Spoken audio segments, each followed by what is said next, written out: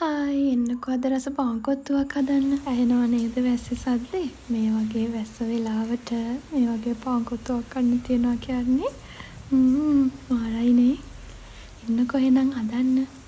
භාජනයේ රත් වෙන්න තියලා අපි ඒකට තෙල් දාගමු. රත් වුණු තෙල් එකට සුදු ලූණු, කරපිංචා, ලූණු එකතු කරගමු.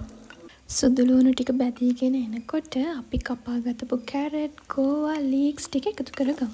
හොඳට කලවම් කරලා මේ මිශ්‍රණයට සෝයා සෝස් මේස් හැඳි 2ක් විතර එකතු කරන්න. ඒක රෙකෝඩ් වෙලා නැහැ. ඔයාලා හදද්දී ඒව එකතු කරන්න.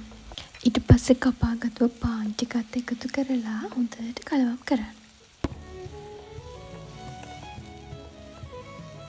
දැන් අපි චිකන් හොදි එකතු කරගමු.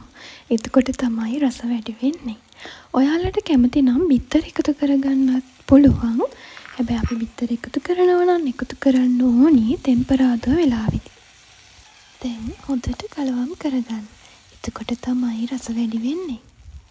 දැන් ඉතින් රස බලන්න තමයි තියෙන්නේ. රස පාටයි නේද? ඔයාලත් හදලා බලලා රස කොහොමද කියලා කමෙන්ට් එකක් දාන්න. Thanks for watching.